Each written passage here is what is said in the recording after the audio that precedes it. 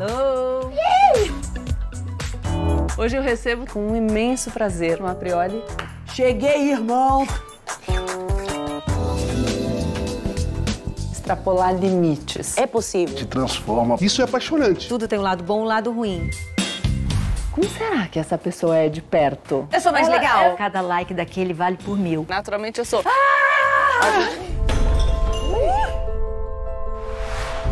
Se posiciona contra o racismo. Que diabo tá acontecendo? As pessoas mudam. Como assim? Pode te fazer mal. O respeito é completo. Realizar sonhos.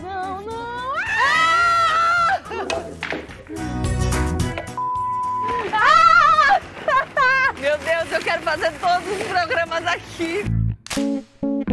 Pode causar alguma estranheza. Tá linda, cara. A gente podia fazer o resto do dia Peter. Tá doida? O que você tá fazendo?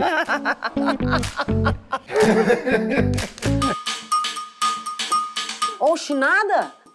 Aí, ó, ganhei quase tudo. Tá bom já. Tá filmando ainda? Por falando de boca cheia. Poxa. Semana inteira fiquei esperando pra te ver sorrindo, pra te ver cantando. Quando a gente ama, não vence em dinheiro. Eu só... Tem estilo ainda, hein?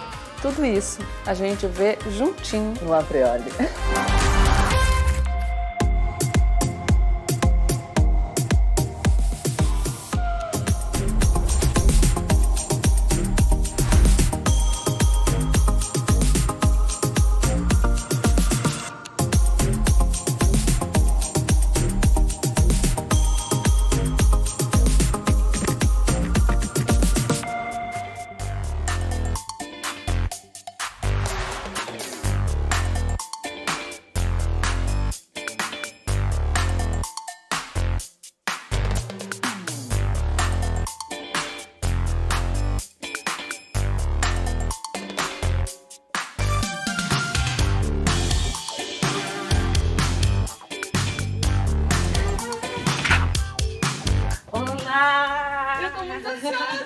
Tudo bem?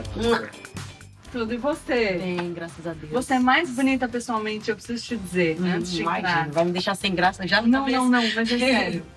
Obrigada. Quando eu pensei que eu ia te entrevistar, eu não só vou entrevistar a melhor do mundo, mas eu vou entrevistar a melhor do mundo, melhor da história. Que isso. Que não tem outra. Você entende o peso? Se Deus disso? quiser, futuramente vai ter. Amém. Obrigada por me receber. Seja bem-vinda. Obrigada.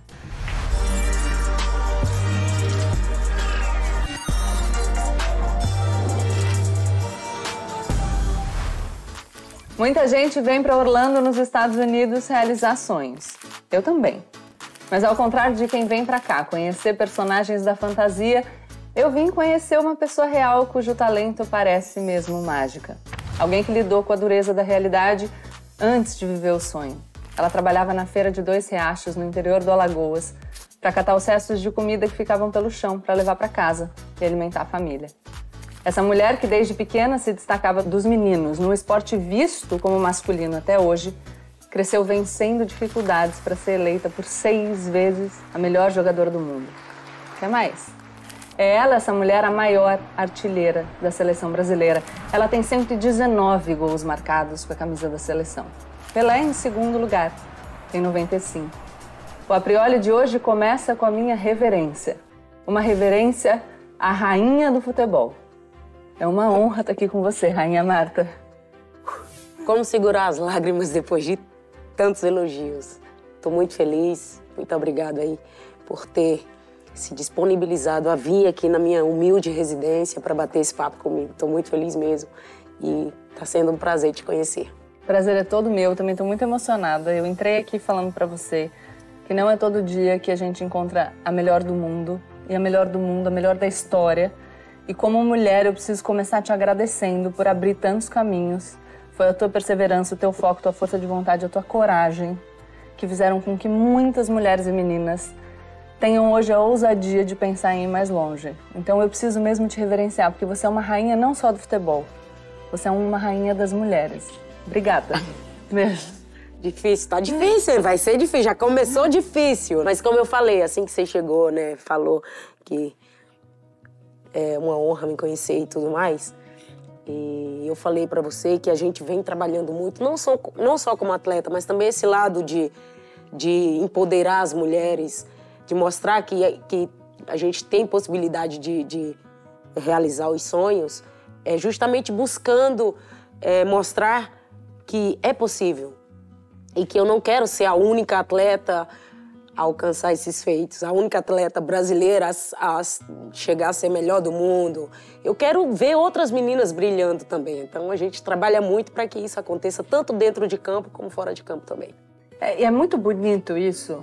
E o que eu queria saber é, você vem de Dois Riachos, interior do Alagoas. Você até hoje trabalha num esporte que é ainda considerado masculino, né? Que as mulheres enfrentam muito preconceito no futebol ainda hoje, a gente está em 2022.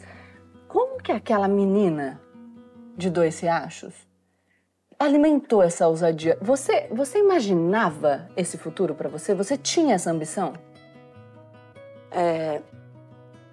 No começo, eu talvez não vislumbrava tudo isso, né? Porque eu comecei muito cedo, tinha 6, 7 anos, eu brincava com os meninos já de futebol na rua, nos campinhos improvisados. Mas a partir com o tempo passando, eu fui percebendo que era a coisa que eu sabia fazer de melhor.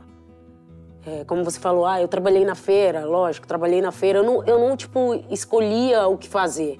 O que aparecesse, eu estava ali para ganhar um trocado, para ajudar a minha família. Mas o futebol sempre foi algo muito maior, muito forte. E com o passar do tempo, eu percebendo que eu me sobressaía no meio dos meninos, eu passei a imaginar um futuro dentro do esporte, através do futebol, e ali poder também mudar a vida, a realidade da minha família, a minha realidade, conhecer o mundo através do futebol. Então, eu acho que eu fui ter essa noção já a partir dos 12 anos, de que sim, era possível e que a primeira oportunidade que eu tivesse, eu ia agarrar com unhas e dentes, e foi o que aconteceu. Com 14, eu já meti o pé para o Rio de Janeiro, sem conhecer muita coisa. Passei 3 dias no ônibus. Sem dormir? Sem dormir, porque eu muito curiosa, então, assim, eu mal saía do interior de Alagoas, eu mal andava para outros estados, e então eu queria aproveitar a viagem também para conhecer os estados, né? Então passava pela Bahia, que estado é esse? É a Bahia, e essa rua, e essa cidade, e não sei o quê. Então eu não queria dormir, eu ficava acordada a maioria do tempo, mas assim, foi uma das melhores viagens da minha vida. E como foi essa experiência lá? Foi maravilhosa, né? Assim, lógico, você chegar com 14 anos numa cidade grande,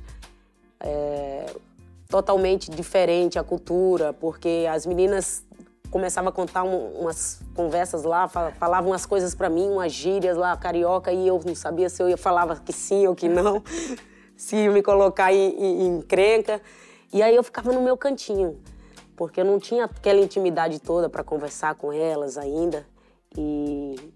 Porém, quando a bola rolava, aí a gente mostrava o porquê estava ali. Tímida? No começo, sim. Mas, assim, hoje em dia, nem tanto. Mas no começo era um pouquinho. Eu esperava a hora certa para realmente me sentir mais à vontade. Então, e elas começavam a falar, né? assim, bicho do mato. Quem é esse bicho do mato? Porque eu ficava quietinha. Aí, como eu, já é ou já era? Eu disse, agora você me complicou. Não tenho a menor ideia. Não sei se já era ou se já é. E aí eu passei por esses momentos assim engraçados, mas eu nunca baixei a cabeça, sempre de cabeça erguida. E quando a bola rolava, aí eu acho que eu sempre procurei responder as coisas jogando. A galera falava, você não pode jogar. Porque é um futebol para homens, é um esporte masculino. Aí eu, tá bom, tá beleza.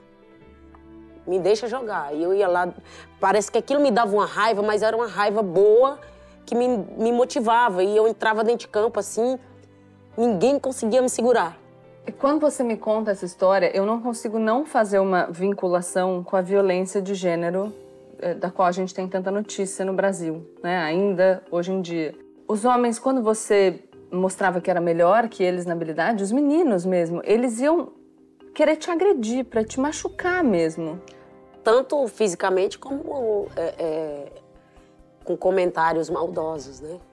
verbalmente também. Que tipo de comentário? Ah, ó, homem macho, ela não é mulher, vamos tirar a roupa dela pra ver e tal. Essas coisas eu passei vários perrengues assim também. E é interessante, porque quando você fala homem macho, não é nem só ser mulher, né, Marta? É uma coisa com a expectativa que a gente sente por ser mulher. Como se ser mulher fosse só de um jeito possível.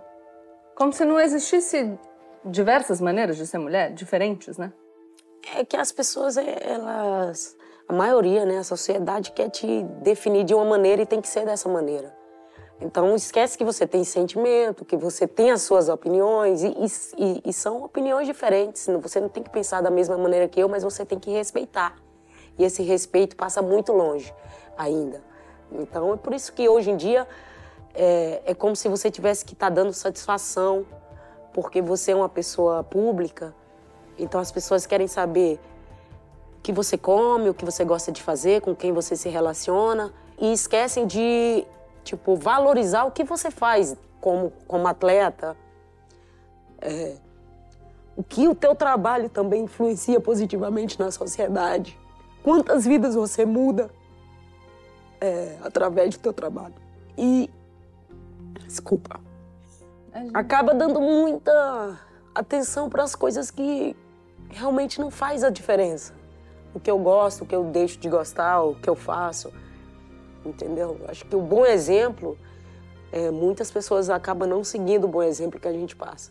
E procura sempre achar algo de errado para te criticar e para te cobrar cada vez mais. Eu acho isso muito complicado, um saco. Mas a gente só consegue continuar fazendo aquilo que a gente ama e buscando passar os bons exemplos se a gente não baixar a cabeça, se a gente seguir em frente, se a gente continuar lutando e mostrando o contrário. Quando alguém te machuca, você não necessariamente tem que machucar aquela pessoa. Você tem que dar carinho, você tem que dar amor, você tem que fazer diferente para que essa pessoa aprenda e passe a seguir dessa maneira. Isso ainda te dói, né? Nitidamente. Dói bastante, porque a gente vê muito, não é só comigo. Eu, particularmente, nunca sofri, digamos, na minha infância, sim, mas depois que eu passei a viver do futebol, a ser reconhecida através do futebol,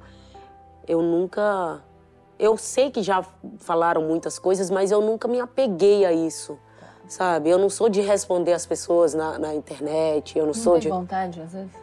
Vontade a gente tem, mas eu acho que é aquela coisa, se você passa a responder, você está alimentando aquilo. Concordo. E eu não quero alimentar as coisas negativas, eu quero alimentar algo de bom. Então você vai lá e mostra que é o contrário. Você está falando mal de mim, eu sou essa pessoa. Eu não sou essa pessoa que você acredita que eu seja. Não adianta negar. A gente se importa com a opinião dos outros. É como se existisse um botão pré-acionado na nossa cabeça que faz com que nós queiramos ser admirados. O Mark Leary, professor da Duke University, conduziu uma pesquisa que demonstra que mesmo pessoas que dizem não se importar com a opinião alheia tendem a alterar o próprio comportamento quando confrontadas com uma avaliação ruim. Mas outra verdade seja dita, nós tendemos a superestimar o negativo. A gente tem tanto medo da desaprovação que uma crítica consegue anular o impacto de 100 elogios. Constatada a realidade como ela é, o nosso trabalho é criarmos, a partir dessa consciência, uma atuação mais independente. Não existe caminho que garanta a unanimidade. E a minha pergunta é, a próxima vez que uma crítica vier, você vai enfrentar a desaprovação por estar vivendo a vida que você escolheu para si ou a vida que escolheram para você? Você hoje é um exemplo para muita gente, como você sabe. E você está aqui mostrando como a crítica pode ser pesada na sua trajetória, mas como também você sobreviveu a todas elas e mostrou que aquilo não ia te parar. Então, se você pudesse dar um conselho para o pessoal que está assistindo, o que você diria? O que a gente faz com essa enxurrada de negatividade que às vezes vem para cima da gente e que faz a gente pensar, eu não vou conseguir? Assim, quando eu recebo críticas, normalmente é sobre uma partida, né? Ultimamente, não jogou bem. Eu sou maduro o suficiente para assistir o jogo novamente e ver que eu poderia ter feito melhor, que eu posso acertar aquele passe, não posso errar tantas oportunidades. Mas eu sou tão crítica comigo mesma que quando acaba o jogo, eu mesmo falo, eu não joguei bem hoje. Mas a sua crítica é realista ou você critica demais? Eu acho... A mim, eu critico demais, eu acredito. Mas tem realidade nisso, né? Então, eu sempre encarei isso com naturalidade. Porque se você faz sucesso naquilo que você escolheu fazer, o sucesso ele também vai te atrair algumas coisas como a crítica, não vai ser tão confortável como você acredita, né? Muita gente fala assim, eu quero ser famosa. Mas aí a fama também te traz isso, então você tem que saber lidar com isso. E na minha visão, eu sempre procuro transformar essas críticas em motivação. Tá. É isso que, tipo, eu sempre busquei fazer. E desde pequena, assim, sem imaginar chegar a me tornar um atleta profissional ou melhor jogadora do mundo. A crítica de falar assim, você não pode levar essa carroça até ali, não sei o quê. Eu falei, eu vou levar a carroça até ali. Raiva. Você não monta nesse cavalo porque ele é brabo. Eu disse, eu vou montar no cavalo. Se eu cair, que eu caia no fofo, pelo menos. Mas eu vou montar. Então, eu não falava, não, beleza, tá bom, tá. Eu baixava a cabeça. Eu era muito determinada em mostrar que eu realmente tinha condições de exercer qualquer tipo de atividade, mesmo sendo uma mulher e muitas pessoas achando que esse sexo frágil por ser mulher existe e etc. Não existe isso. Existe aquela insegurança colocada pela sociedade em nós mulheres. É a meninada com medo de tomar drible, né? Aí tu precisa falar que é sexo frágil, entendeu? Tem uma frase do Michael Jordan, uma fala dele que eu gosto muito, que ele diz quantas vezes confiaram nele, quantas vezes ele se viu numa situação delicada durante um jogo e ele errou. E ele fala, esses erros foi o que eles me fizeram um sucesso. E a Beyoncé, num discurso para formandos que ela fez em 2020, você gosta da Beyoncé? Gosto. Também gosto dela. Ela fala o seguinte, ela diz, olha, não pense que a trajetória de sucesso é uma trajetória só de vitórias. É uma trajetória que às vezes pode ser majoritariamente de derrotas. Eu tenho 24 Grammys, mas eu perdi 46 vezes. E como você lida com a derrota? Como você encara as suas derrotas na vida?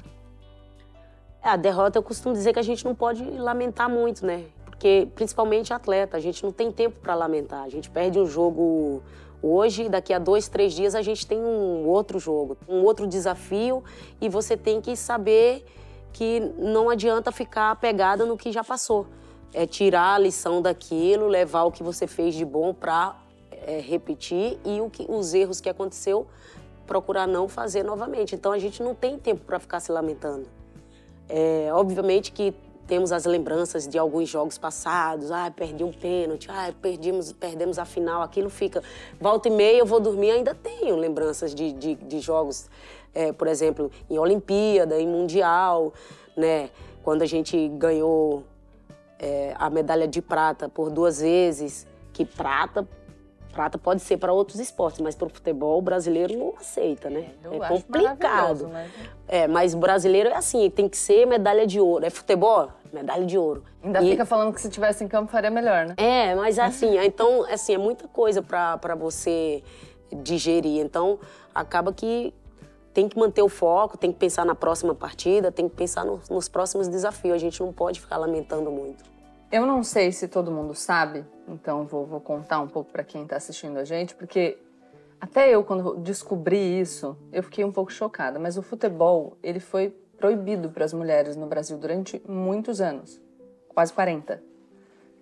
De 1941 até 1979, as mulheres não podiam jogar futebol em virtude de uma proibição formal, tá? De um decreto-lei. Você nasce em 1986, portanto, 7 anos depois que o futebol era permitido para as mulheres novamente. Quando a gente chega para um jogador homem e pergunta, os jogadores de hoje em dia, tá? Quem é seu ídolo? Em quem você se inspirou? Eles têm alguém ali fácil. Quem era seu ídolo? Eu não tinha. Eu não tinha. Porque o feminino, naquela época, pouquíssimas vezes eu assisti um jogo pela televisão de futebol feminino. É óbvio que eu gostava, quando eu passei a assistir jogos do masculino, porque a maioria era, né, tipo, futebol masculino, eu gostava muito de ver o Rivaldo, porque eu já me imaginava jogando com a 10 na seleção, e na época ele jogava com a 10, era esquerda, também esquerda. E aí depois veio o Ronaldinho Gaúcho, que para mim um dos melhores assim que eu já vi jogar, e o Ronaldo Fenômeno. Então assim, o Brasil, graças a Deus, né, tem muitos atletas assim que se destacaram e passa a ser uma referência de atleta, de jogador, daquilo que você quer fazer dentro de campo. Mas ídolo mesmo sempre foi a minha mãe. E ela não joga nada. Não joga nada. Bate um bolão. Porque naquilo que ela se pôs a fazer, eu sei que ela fez bem. A história da sua mãe é uma história de batalha. Então, porque é mais pela questão de presenciar todos os dias, ela indo pro trabalho, trabalha duro e tal, ia era na agricultura e saía de lá, ia pra prefeitura servir café, limpar lá, para criar 4 filhos. Né? Então, aquilo também foi uma das coisas que me motivou. Eu falava, eu tenho que mudar isso, eu tenho que ajudar ela, eu tenho que fazer de alguma maneira para também contribuir, sabe? E aí eu não parava, aí eu dava recado, ganhava R$1. Vai ali, não sei o quê, tá, toma R$1. Vem aqui limpar a minha casa que eu te dou tanto. Eu ia lá, limpava. Leva a feira ali, eu pegava uma carrocinha, dia de quarta-feira tinha a feira livre na cidade, uma vez por semana, então pegava uma carrocinha e o pessoal... Ih, tá vindo ali a empregada de fulano, vai vir comprar, vai fazer a feira, não sei o quê. Aí era uma disputa entre os outros meninos que estavam com a carrocinha também, pra ver quem chegava primeiro, pra perguntar se ela queria carroça pra levar a feira em casa. A carroça é o quê? Pega um carrinho pra carregar? É um carrinho de mão, esses carrinhos que é usado em obras, né? Então, aí eu comecei a usar uma outra estratégia. Eu já fazia amizade com as empregadas, e aí às quartas-feiras, quando elas iam pra feira fazer a feira, elas já me procuravam para me levar à feira. E era ali que eu também ganhava um dinheirinho e ajudava a minha família. Então, como eu falei, eu sempre procurei fazer alguma coisa. E o futebol sempre foi algo muito forte em mim, porque eu percebi muito cedo que era a melhor coisa que eu sabia fazer na vida. E a sua mãe, Dona Teresa, que, como muitas e muitas mulheres no Brasil, pelo menos durante a sua infância, estava lá sozinha, né, chefiando a família. Analfabeta, a gente que ensinou ela a assinar o nome. Então, assim, a história dela também é muito difícil, né? Ela não conheceu a mãe, e ela foi criada por uma outra família, então ela teve uma infância muito difícil. E também, depois que o primeiro esposo dela, que é muito interessante, que é o meu tio, faleceu. Aí ela falou, vou ficar na família, vou ficar por aqui mesmo. Aí casou com meu pai. Eu falei, mãe, ainda bem, né, que eu nasci. Mas não. Então, assim, foi muito complicado, porque depois também ele separou. Quando eu tinha uns 9 meses, meu pai foi embora, e aí era a gente, nós 4, e a minha mãe. Graças a Deus, a gente tem a nossa avó, por parte de pai, né, que ajudou muito a gente. Então, quando não tinha o que comer em casa, a gente ia para casa da minha avó, que morava todo mundo perto. E ela sempre, a gente fala lá, né? Colocava roça. Roça é tipo, o pessoal os fazendeiros têm as terras e eles te fornecem as terras por um tempo para você plantar, metade para ele, metade para quem está plantando, quem está cuidando todos os dias. Minha avó fazia isso, então a família inteira ia para lá para cuidar da plantação. E eu cresci assim, no meio dessa turma toda aí, um monte de primos. Um monte de primos? Um monte de primos. Aí no final da tarde sempre rolava um futebol. Eu tinha um monte de primo também rolava futebol, mas eu não sei por que ninguém me escolhia. Ninguém escolhia. Não sei, porque eu sou boa, depois eu te mostro. Você imagina, Por né? isso que eu tive a oportunidade de chegar onde eu cheguei em casa, contrário, era você a melhor do mundo. Mas parou muito cedo, né? Então, uma pena que eu, assim, regulo com a Marta de idade, entendeu? Porque senão ia ser um sucesso. Eu tenho uma curiosidade, porque quando a gente imagina algo para nossa vida, pelo menos eu quando imaginei na minha vida, você imagina que quando você conquistar determinadas coisas, você vai ficar automaticamente feliz, a felicidade completa vai chegar.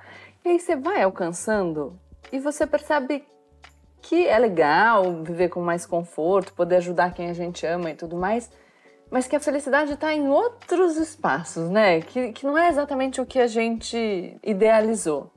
E a minha pergunta para você é, quando você chega lá, ganha a primeira vez, melhor jogador do mundo, aí a segunda, aí a terceira, aí a quarta, muda? Quando você chegou na sexta, já estava normal ou você continuava sentindo a mesma coisa que você sentiu da primeira vez?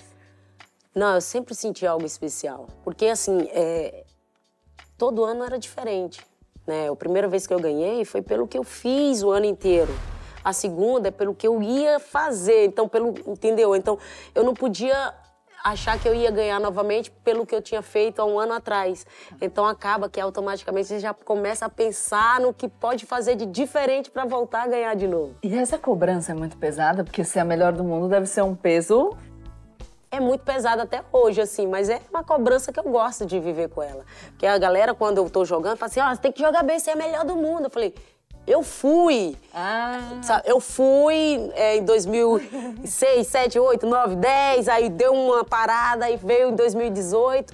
Agora, a melhor do mundo se chama outra atleta. Então, assim, eu tô trabalhando para continuar jogando em alto nível, porque enquanto eu estiver jogando, eu quero estar fazendo algo diferente, positivo para a equipe que eu estiver defendendo, né, a seleção brasileira, mas também vai chegar uma hora que eu vou ter que aceitar que não vou ser eterna, né? Você é competitiva? Bastante. Eu também. E aí eu pensei de te convidar para uma competição. Vamos lá. Vamos? A Marta é canhota. Dos 17 gols que ela marcou em Copas do Mundo, 16 foram com a perna esquerda.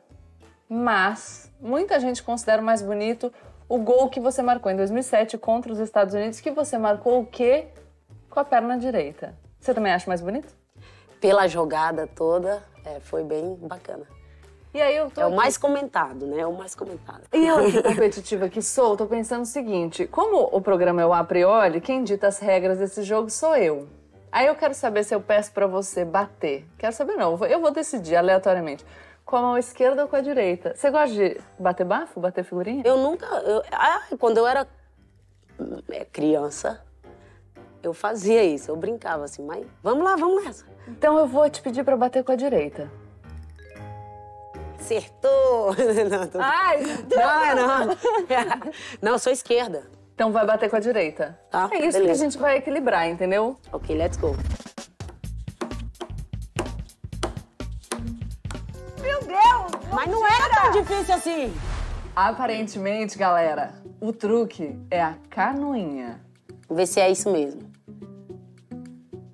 Como eu sou muito boazinha, eu vou deixar ela jogar de novo. Aí, ó. Eu não consigo nem com a bora. canoinha.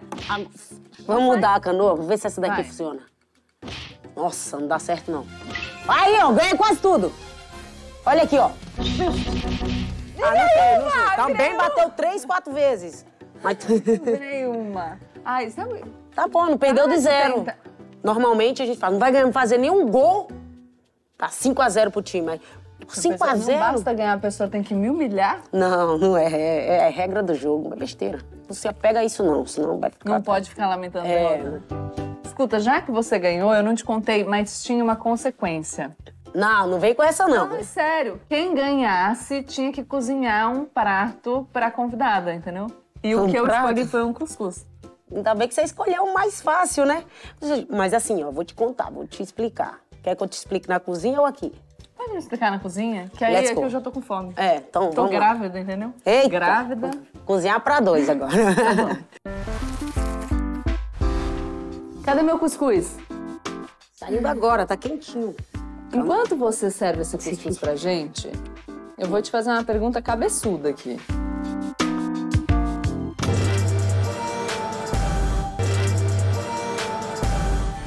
Marta, dentro e fora dos campos você é uma inspiração. A sua voz tem poder e ela reverbera pelos 4 cantos do mundo. Tanto é assim que você é embaixadora global da ONU e líder de diversidade e inclusão da Latam. É muita responsabilidade, não é? É uma grande responsabilidade mesmo. Mas, ao mesmo tempo, é uma honra poder estar nessas posições e contribuir de diferentes formas para fazer do mundo um lugar cada vez melhor. Então, conta um pouco pra gente das iniciativas e compromissos que a Latam assumiu em sustentabilidade para preservar o meio ambiente, cuidar das pessoas e das comunidades locais. Essa estratégia é composta por uma série de ações e metas que a Latam definiu para ser uma companhia mais sustentável. Por exemplo, a Latam tem como objetivo ser carbono neutro até 2050 e contribuir para o alcance das metas climáticas globais. Por isso, uma de suas primeiras iniciativas nesse sentido é o Cestas Compensam. Todas as sextas-feiras, alguns dos principais voos da companhia já contam com a neutralização das suas emissões de carbono, através de créditos de carbono que são destinados para projetos de conservação do meio ambiente. Tem também uma iniciativa de reaproveitamento que tem transformado vidas. 10 toneladas de uniformes usados da Latam foram ressignificados e ganharam um novo ciclo. E todo o trabalho é feito por mulheres que estão em situação de vulnerabilidade social. E todas essas ações só foram possíveis graças à colaboração de parceiros solidários de diversas áreas. É esse espírito colaborativo que vai contribuir com a vida no nosso planeta? Sem dúvida, Gabi. Nós, como sociedade, precisamos entender que as ações de cada pessoa, de cada empresa, têm um impacto profundo no meio ambiente e na sociedade como um todo.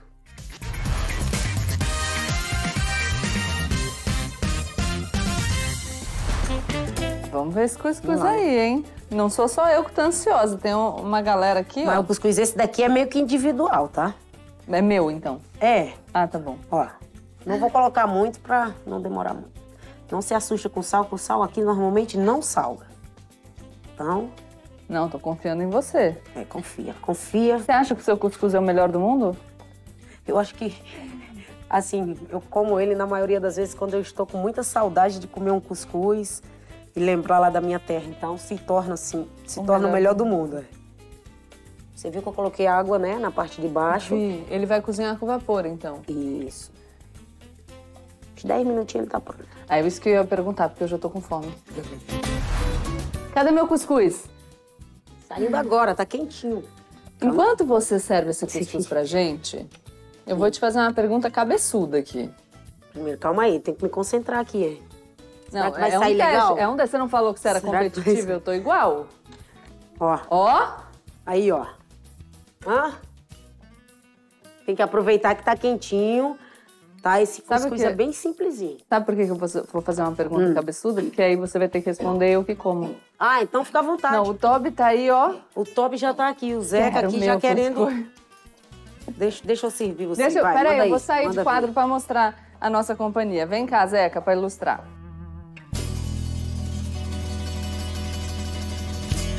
Sabe o que eu quero saber? Você é embaixadora da ONU para meninas e mulheres, para empoderar meninas e mulheres.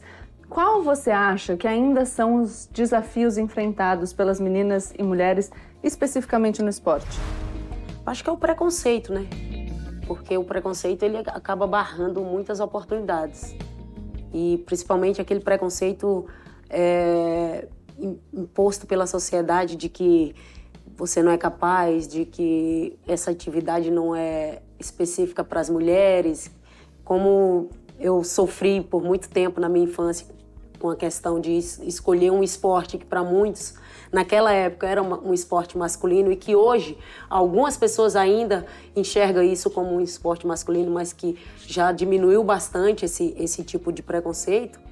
É o que muitas meninas enfrentam também, em todas as áreas, não é só no esporte, mas em qualquer outra atividade que normalmente tenha mais homens que mulheres, a gente sempre vai encontrar essa dificuldade que é imposta pela sociedade por muitos anos. E por decisão de cultura, né? Porque a gente se organizou desse jeito. Ô, Zeca, eu vou te deixar no chão que eu vou comer, tá bom? Aproveita que tá quentinho, ó. Normalmente, quando a gente faz esse cuscuz, é o cuscuz mais simples, assim, né? Então a gente é sempre acompanhado de uma proteína, de uma carne, de um ovo frito, de um... O Zeca tá ali assim... um queijo coalho, sabe? Então, infelizmente, eu não tenho nada disso pra te oferecer, mas tem uma manteiguinha que se você colocar em cima, justamente quando tá quentinho assim, a tendência é derreter e ficar muito legal. E sabe, você falou do viés de gênero, enfim, do preconceito, da atividade que é de mulher. Aqui nos Estados Unidos, o futebol masculino é mais valorizado. A gente se destaca na América do Sul, na América Latina, e isso mostra... O feminino, você quer dizer? O feminino, Porque nas competições sul-americanas, pelo que eu estudei, o Brasil se destaca bastante. Agora, quando você vai para a Copa do Mundo, diferente. E aí a seleção estadunidense tem muito mais vantagem. Sim, porque assim, porque o futebol feminino aqui, ele é muito forte já há muitos anos. A cultura do feminino aqui, ela já é antiga, de você ver a implantação do futebol em escolas, em universidade. E no Brasil está começando a mudar esse cenário. Então, quando se tem um atleta que mostra capacidade, aqui você tem uma facilidade maior até de fazer uma faculdade através do esporte, porque você tem talento, então assim já facilita. E isso vem de muito tempo. Mas mesmo assim, e com tantos resultados positivos que a seleção feminina dos Estados Unidos tem, elas ainda brigam por melhorias. Elas acabaram de ganhar uma disputa aí que estava entre federação e atletas e etc, para igualar a questão financeira do masculino para o feminino. Elas acabaram de ganhar agora. E olha quanto tempo o futebol feminino já é visto como o mais forte do mundo. O futebol feminino aqui nos Estados Unidos. E mesmo assim ainda tem que provar que todos os dias que você merece. Ó, tem alguém ali, Tá não sei se ele tá aqui. Louco por você ou pelo cuscuz, mas enfim. Você não gosta de cuscuz? Não gosta, não. Não come? Não, você gostou? Essa manteiga é vegana, tá? Eu gostei. Vegana, bem legal, orgânica. Mas eu colocaria um ovinho, mas... Um ovinho mexido. Desculpa aí, da próxima vez que você vier, eu vou fazer um banquete pra você, só de coisas bem lá do sertão. Tá gravado, né? Opa, pode manter, pode manter. Minha Zeca e eu. Ninguém me dá nada.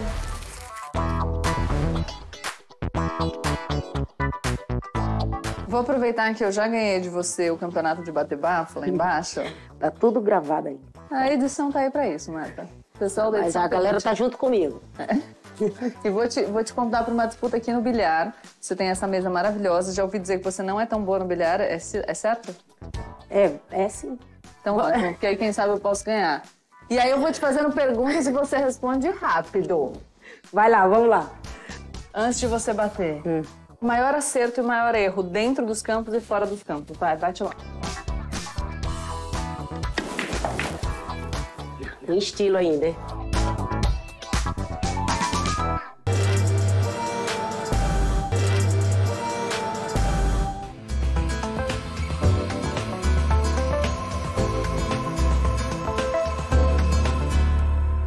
Vou te convidar para uma disputa aqui no bilhar. Você tem essa mesa maravilhosa. Já ouvi dizer que você não é tão boa no bilhar. É certo? É sim. Então ótimo, porque aí quem sabe eu posso ganhar. E aí eu vou te fazendo perguntas e você responde rápido. Vai lá, vamos lá. A decisão mais importante da sua carreira? Quando eu subi no ônibus para ir para o Rio de Janeiro. Sem dúvida. Eu sou ruim, gente. Posso matar algumas bolas agora? Porque agora eu vou... Se você conseguir. Qual que você quer? A 7? Calma. A 9? Você que escolhe. Antes de você bater. Maior acerto e maior erro dentro dos campos e fora dos campos. Vai, bate lá. Caramba, o maior acerto? Acho que o maior acerto foi decidir jogar um esporte que para muitos era um esporte masculino e a gente está provando que é um esporte universal. Então, maior acerto. Maior erro? Acho que não é. Eu não tenho nada em mente assim que eu me arrependo. Eu acho que tudo que eu fiz valeu a pena. Quando eu errei, serviu de aprendizado. Toma, agora eu vou derrubar isso daqui, tá? Olha. Acho que eu não sei jogar isso. Era ruim. Ah, mas eu sempre provei dentro de campo, eu sempre provei jogando, então não adianta falar. Eu vou botar mais uma. Sorry. Será que essa 10 cai? Eu não... Olha aqui, ó, tá segurando o taco. Como é que joga? Vai. Quer jogar? Você não gosta da dificuldade?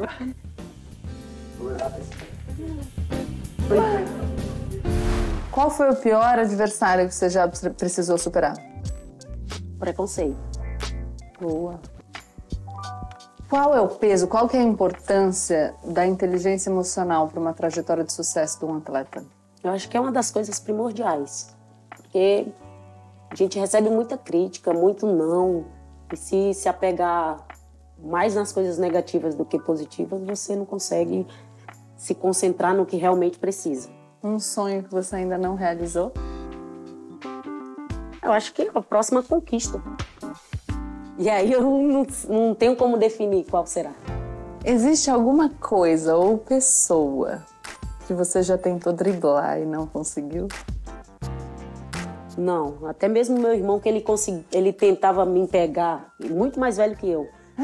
Eu conseguia perceber que ele estava chegando. Quando ele estava chegando, a galera já se conectava. Teu irmão tá chegando. Eu ia pra casa e aí ficava perto da minha mãe e ele não se atrevia. Existe uma receita para o sucesso? Trabalho, muito trabalho, dedicação. A gente sabe que a carreira dos atletas tem um prazo, né? Que pode ser um pouco mais longo, um pouco mais curto, mas não é uma carreira que se desenvolve de forma tão longeva quanto outras carreiras que a gente conhece. Quais são os seus planos para o futuro? Eu quero me dedicar bastante às causas sociais. Principalmente como embaixadora da ONU, ter mais tempo para viajar, para estar junto das pessoas, continuar apoiando o futebol feminino. A gente vai parar de jogar, né? Vai ter um tempo que a gente vai ter que parar de jogar, mas o futebol vai sempre continuar na minha vida de alguma maneira. Qual é o mundo que você quer ver no futuro? Um mundo mais igualitário. Com estilo ainda, né? Eu sou muito competitiva. Já foi a terceira. Eu não devia ter feito nenhum jogo com você. Essa é a verdade. Eu vim para Orlando esperando encontrar uma mulher forte. E ao chegar aqui, eu me deparei com uma pessoa que verteu lágrimas ao relembrar as dificuldades da sua trajetória. Eu encontrei uma mulher mais forte do que eu esperava. Porque é preciso muita força para do topo do mundo se mostrar vulnerável. Depois dessa conversa, eu posso afirmar que o maior prêmio da vida dela ainda não chegou. É que os prêmios de até agora falam dessa trajetória individual e o que a Marta quer é se multiplicar. O maior prêmio vai vir quando nós nos organizarmos para criar muitas e muitas Martas entre as meninas e mulheres do Brasil. Né? Arrasou. Apoiado. Ó, é pra mim? É pra você assinar. Tem que ser. Muito difícil achar a camiseta da seleção feminina, tá?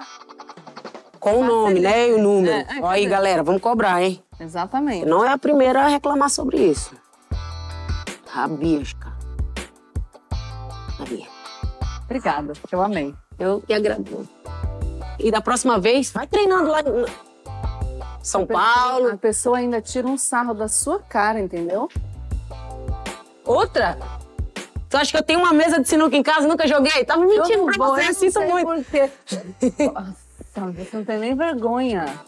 Ó, próxima vez que você vier aqui, vou tocar um pagodinho pra você. Não, a próxima vez que a gente vier, a gente vai fazer um campeonato de embaixadinha. Opa! Aí eu vou estar bem já, o joelho já vai estar funcionando 100%. Eu nunca mais vou jogar nada com você, mulher. Acabou. Eu faço com a direita, porque eu não sou boa na direita. É igual o gol que você fez. Pelo amor de Deus, não dá.